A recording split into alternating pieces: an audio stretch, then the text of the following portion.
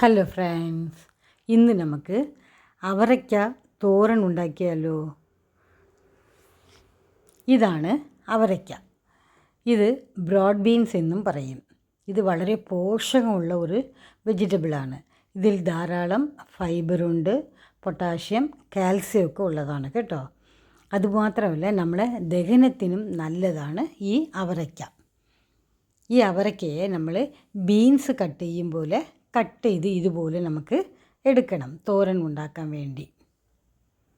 ഒരു സവാള ചെറുതായിട്ട് കൊത്തിയരിയണം. ശകലം കരിവേപ്പില വേണം. 1 കപ്പ് തേങ്ങ, 1/4 ടീസ്പൂൺ ജീരകവും 2 വെളുത്തുള്ളി ചെറിയ കഷ്ണം വേണം.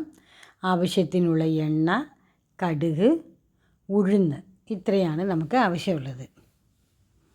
ആദ്യം നമുക്ക് ഒരു പാൻ അടുപ്പിൽ വെച്ച് 4 സ്പൂൺ വെളിച്ചെണ്ണ ഒഴിക്കണം. ഇതിലേക്ക് 1/4 ടീസ്പൂൺ കടുകിടണം.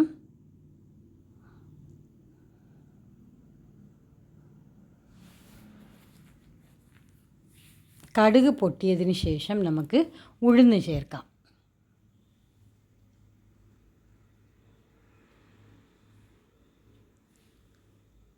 ഉഴുന്ന് ചെറുതായിട്ടങ്ങ് മൂത്ത് വരട്ടെ. അത് കഴിഞ്ഞ് നമുക്ക് കരിവേപ്പില ചേർക്കണം.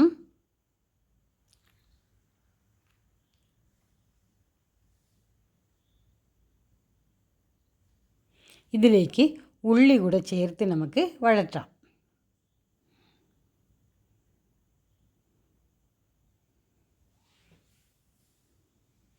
ഒരു മീഡിയം ഫ്ലെയിമിലാണ് നമ്മൾ ഇതെല്ലാം ചെയ്യേണ്ടത്.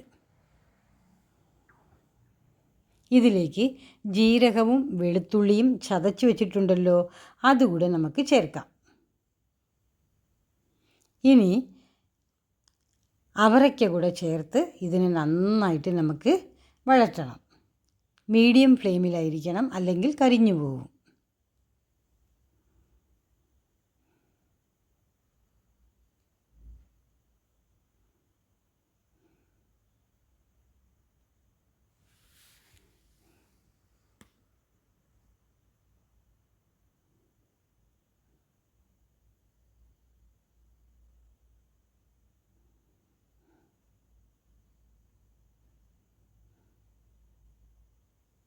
ഇതിലേക്ക് നമുക്ക് ഒരു 1/4 ഗ്ലാസ് വെള്ളം കൂടെ ചേർക്കണം.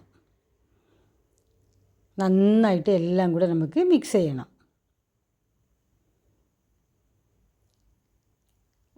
ഒരു 2 മിനിറ്റ് നമുക്ക് പാൻ അടച്ചു വെച്ച് നമുക്ക് അവരയ്ക്ക കുക്ക് ചെയ്യണം.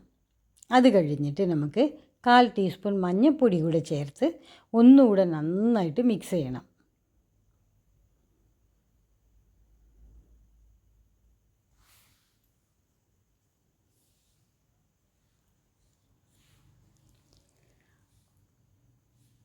ഇനി നമുക്ക് അടച്ചു വെച്ച് ഇതിനെ വേവിക്കാം.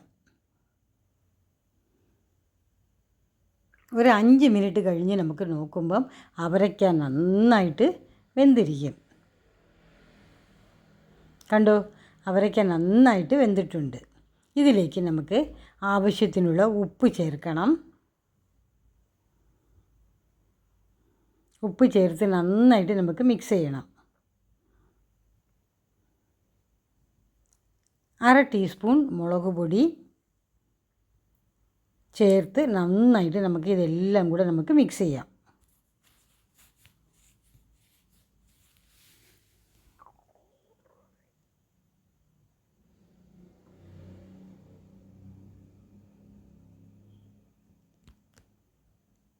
ഒരു കപ്പ് തേങ്ങ കൂടെ ചേർത്ത് നമ്മൾ നന്നായിട്ട് ഇതിനെ മിക്സ് ചെയ്യണം. സ്ലോ ഫ്ലെയിമിൽ വേണം നമുക്കിതെല്ലാം കുക്ക് ചെയ്യാൻ കേട്ടോ. ആദ്യം മീഡിയം ഫ്ലെയിം, അത് കഴിഞ്ഞിട്ട് സ്ലോ ഫ്ലെയിം, അല്ലെങ്കിൽ കരിഞ്ഞു പോകും. അതുകൊണ്ടാണ്. വളരെ പോഷകമുള്ള ഒരു വെജിറ്റബിളാണ് അവരയ്ക്ക. നിങ്ങളും ഇതുപോലെ തോരൻ ഉണ്ടാക്കി നോക്കിയിട്ട് നിങ്ങളുടെ അഭിപ്രായം പറയണം കേട്ടോ. Thanks for watching.